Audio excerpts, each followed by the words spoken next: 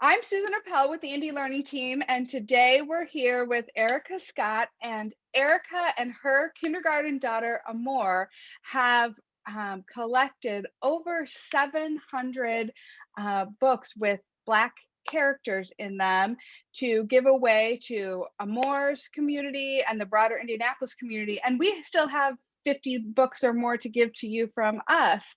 Um, I just love seeing the pictures of Amor climbing on the books that have been donated in your living room. And you've been on local TV, which has been picked up nationally. It's been shared so much on social media. So, why did you start this Black Kids book drive, and why do you think it has taken off so much?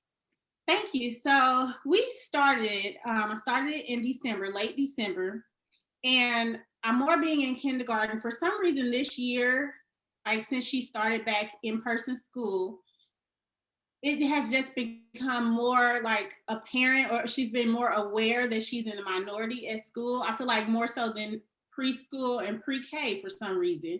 And then also like her classmates have like pointed out the difference in their skin tones. And Amor and I have talked a lot about, civil rights, segregation, desegregation. And to her, she notices differences, but she doesn't like question it. Like she notices everyone's color and race, but she kind of celebrates the differences. Well, classmates have like just kind of, she's felt singled out, I think, by some of her classmates because she is a minority. And so I thought it would be a great opportunity to like empower her.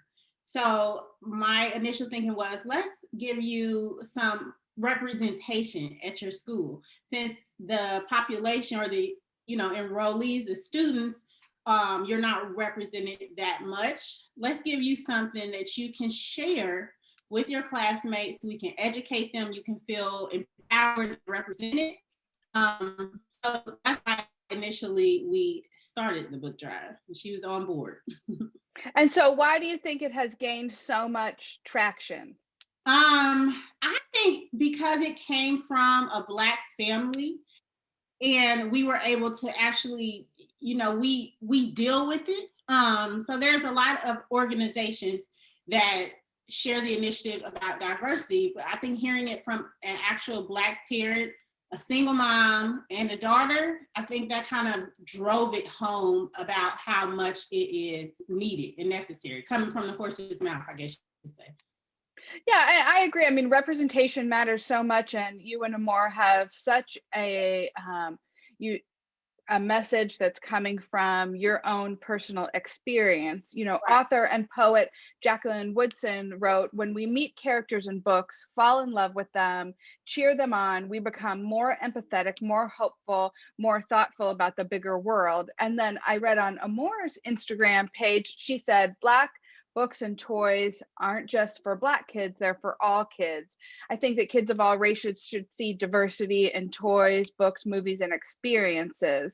So, as you started the book drive, and now that you're giving out the books, what impact do you see on the kids in her school and the broader community?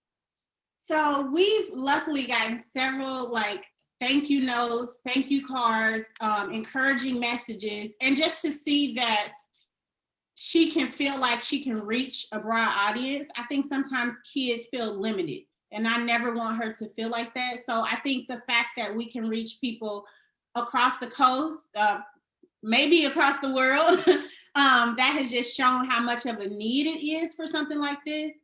I mean, she's been told in notes that we've received by a 29-year-old woman that she's her role model. So something like that, yeah, really gets, I hope drives home to her that she can make an impact and that it was necessary, because we wouldn't have got such an overwhelming response if we didn't like touch people with the story. So it goes to show, I think, to her and to me that is needed. There's a lack of it. And even with her school, when I approached them, let them know that we started the book drive, and we wanted to do it for Black History Month because it coincides with her birthday is in this month as well. So we kind of just jam packed it all with that. And I think yeah, there's a lack in education of concentrating and make sure that you have diversity and including your population. Even if it's only a couple of Black kids at the school or in the class, they need to feel seen as well. Yeah, and I hope that she feels her voice is powerful, and that, I mean, the change that you have made, I believe that books are so powerful, and Yes. reading books, Maya Angelou has a quote that, books, we want mirrors and windows, books where we Mm, see ourselves and books yeah. where we see other people. And this is a great lesson in that, to make sure that all of us, are reading books that open our minds, and not just are reflecting what we see Yes. as a white family, and then for Black kids to see themselves in the books, Yeah. as well. And I think it takes to go along with what you're saying. I think it takes a lot more effort and just deep thinking for a white family to think, oh, maybe we should have books that have Black and brown people represented, or toys or dolls. Um, and from my experience growing up, it wasn't like we always played with white dolls. I mean, there wasn't a broad options. Or watch, white people on TV and film and things like that. I think now there's not as much of an excuse because it's available. Like it's more available than it used to be, and it's these books and toys and movies and us being included.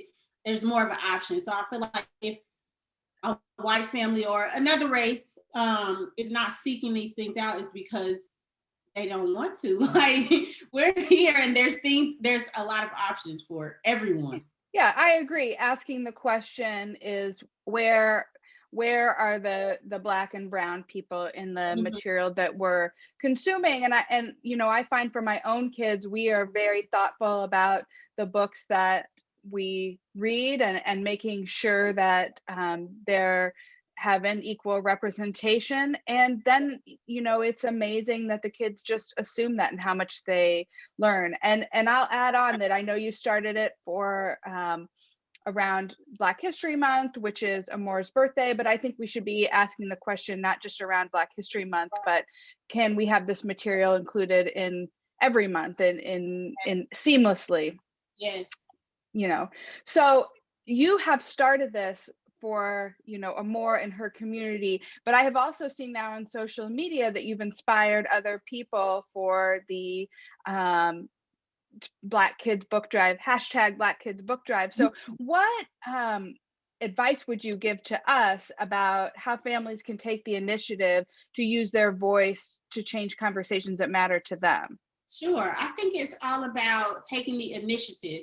So if something, I think for me, if there's a negative or a negative connotation to something, or I feel a certain way about something someone says to me, or the demographics, or being a minority, just take an initiative. It may not be a book drive, but it may be, I don't know, collecting toys or dolls or whatever. Just take an initiative to change that negative to a positive. Don't just allow yourself to sit in it, because then you're contributing to it.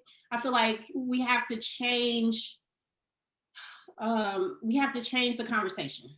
So I know that I've inspired someone in Ohio to start a book drive. She's actually, her children are Black. Well, she's Black, her husband is white, and they have 3 daughters. And she does a lot of diversity crafts. So she does crafts centered around diversity and inclusion. And she added to that book drive. So I think it's all about just taking a step back and see how we can change a negative, or something that you're not on board with, and change that conversation. But with us, we started with the goal of 35 books for her grade level. And I think another key point is that we could have stopped once we got 35 books. We could have stopped. But I think the main thing is that we kept going. We didn't limit ourselves. So I could have said, okay, took the wish list down, got the 35 books and be happy, which is great as well. Because I have been telling people that have inquired with me, like, set an initial goal, but don't limit yourself. So Mhm. you may get 700 books when your initial goal was 35. But that goes to show that you're on the right path, and something broader than what your initial thought or goal was can happen. Like you just really don't know.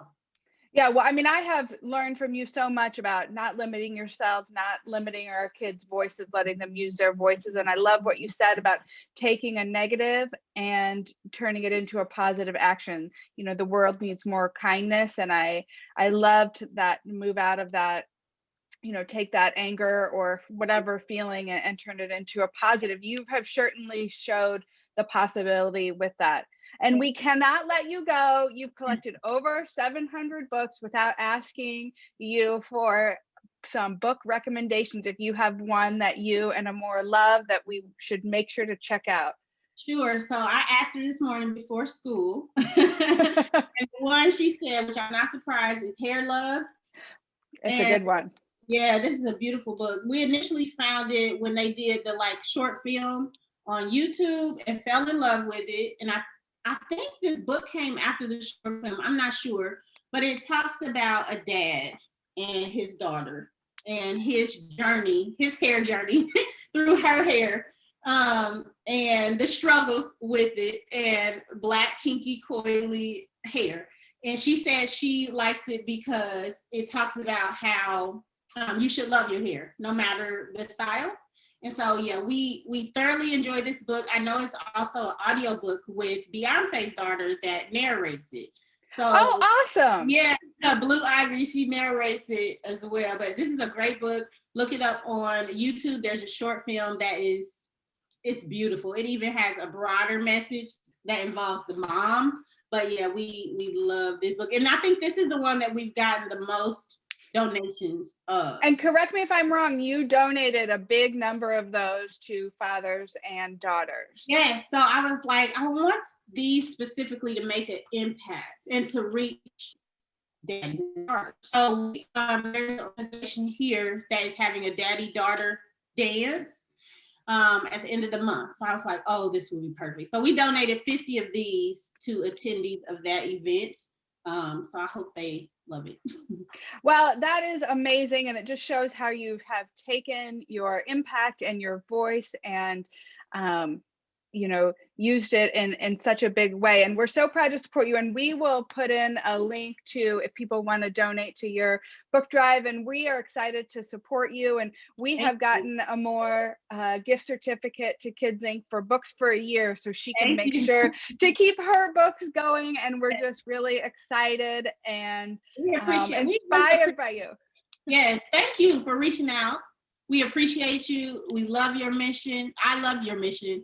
And I'm just grateful to be partnering with you and to help more people. Yeah, let's keep the kids book drive going all year long, but maybe we can get them out of your living room. Yeah.